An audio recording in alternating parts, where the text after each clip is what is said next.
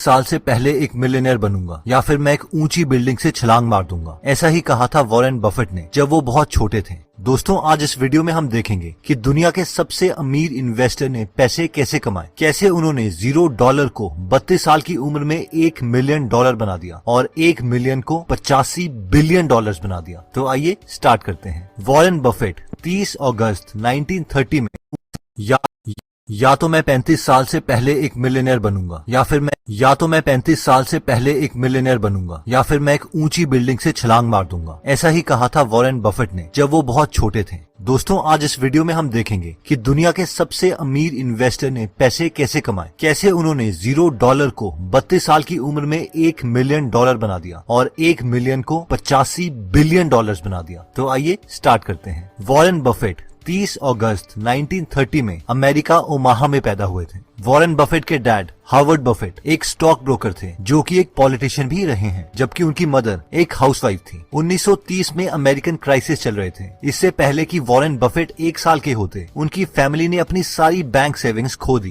क्योंकि जिस बैंक में वॉरेन की फैमिली की सेविंग्स थी वो बंद हो गया। वॉरेन ने बचपन में ही अपने माँ बाप गरीबी में जीते हुए देखे हैं। उनकी माँ कई बार अपना एक टाइम का खाना स्किप कर देती थी ताकि वॉरेन के डैड खाना खा सके, क्योंकि वो पूरा दिन काम करके थक जाते थे। और ये सब गरीबी देखकर ही वॉरेन ने बोला था, या तो मैं 35 साल से पहले एक मिलियनेयर बनूंगा या फिर मैं ओमाहा की सबसे ऊंची बिल्डिंग से छलांग मार के अपनी जान दे दूंगा। बचपन से ही वॉरेन मैथ्स और नंबर्स के साथ बहुत अच्छे थे। स्पेशली वो हर किसी चीज में पैटर्न ढूंढ लेते थे। फॉर एग्जाम्पल, वो बचपन में अपने घर के सामने सारी गाड़ियों के नंबर्स देखते और रात को उन्हें एक कागज में लिखते रहते और ये देखते कि कौन सी कार सबसे ज्यादा बार उनके घर के सामने से गुजरती है। एक बार वॉरेन ने देखा कि एक आदमी उनके घर के सामने लगी मशीन से कोल्ड ड्रिंक ले रहा है और उस मशीन में कोल्ड ड्रिंक्स के ढक्कन पड़े हैं। वॉरेन बफेट ने हफ्तों तक हर रोज वो सारे ढक्कन उठाए और देखा कि लोग सबसे ज्यादा कौन सी कोल्ड ड्रिंक पीते हैं। ढक्कनों को काउंट करने के बाद उन्हें पता चला कि लोग कोका कोला ज्यादा प्रेफर करते हैं। और बहुत सालों के बाद अपने इन्वेस्टिंग करियर में इसी नॉलेज की वजह से उन्होंने कोका कोला के काफी शेयर्स भी खरीद लिए थे। जब वॉरेन बफेट 10 साल के थे और बेंसन लाइब्रेरी में बुक्स पढ़ रहे थे तो उन्हें एक बुक दिखाई दी जिसका टाइटल था 1000 तरीके $1000 कमाने के। उस बुक में पैसे कमाने के काफी आइडियाज दिए थे, लेकिन उनमें से एक आइडिया वॉरेन को बहुत पसंद आ गया और वो आइडिया था कि आप वेइंग मशीन लगा के भी $1000 कमा सकते हैं। आइडिया ये था कि एक मशीन को लगा के उससे जितने पैसे आएंगे उससे दूसरी मशीन खरीद ली जाए और हर बार प्रॉफिट को खर्च करने के बजाय री इन्वेस्ट किया जाए। ये देखते ही वो 7 साल का बच्चा वॉरेन बफेट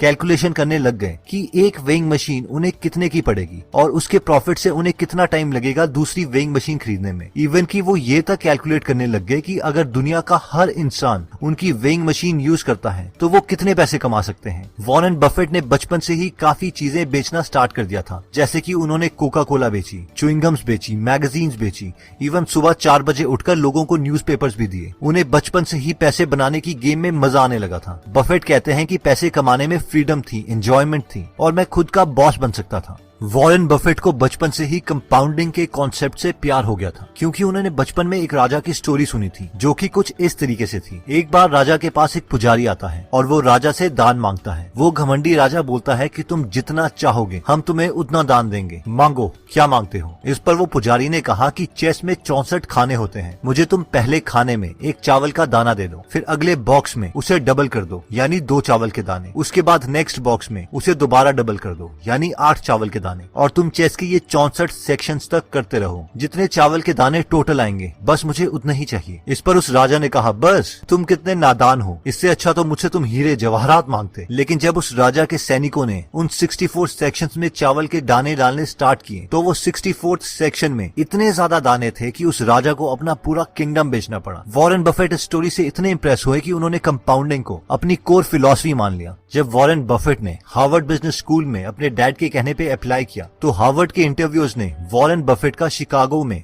10 मिनट के लिए इंटरव्यू लिया और उनसे कहा, भूल जाओ, तुम्हारी हार्वर्ड में एडमिशन नहीं हो सकती। और वॉरेन बहुत दुखी हो गए कि अब मैं अपने डैड को क्या बोलूंगा। लेकिन अब वॉरेन बफेट बोलते हैं कि शायद ये मेरे साथ सबसे बेस्ट चीज हुई थी, क्योंकि कुछ साल पहले उन्होंने एक बुक पढ़ी थी जिसका नाम था द इंटेलिजेंट इन्वेस्टर और security analysis bye Benjamin Graham, जिससे वॉरेन बफेट बहुत ज्यादा इंप्रेस हुए थे। हार्वर्ड की रिजेक्शन के बाद वॉरेन ने कोलंबिया यूनिवर्सिटी के प्रोस्पेक्टस में देखा कि बेंजामिन ग्राहम वहाँ पढ़ा रहे हैं और उन्होंने मैंने उन्हें एक लेटर लिखा। डियर प्रोफेसर, मुझे अभी तक लगता था कि आप मर चुके हैं, क्योंकि जब अब मुझे पता चल चुका है कि आप जिंदा हैं और कोलंबिया यूनिवर्सिटी में पढ़ा रहे हो, तो मैं इस यूनिवर्सिटी को ज्वाइन करना चाहता हूँ। और फॉर्चुनेटली उन्हें कोलंबिया यूनिवर्सिटी में एडमिशन मिल गई। और वॉरेन बोलते हैं कि मेरी लाइफ की ये बेस्ट दिन थे, क्योंकि मैंने बेंजामिन ग्राहम से इन्वेस्टिंग के बारे में बहुत कुछ सीखा। बेंजामिन ने उन्हें इन्वेस्टिंग के 2 बेस्ट रूल्स बताए। रूल नंबर 1, अपनी इन्वेस्टमेंट के पैसों को कभी भी रिस्क में ना डालो, यानी नेवर लूज मनी। और रूल नंबर 2 था नेवर फॉरगेट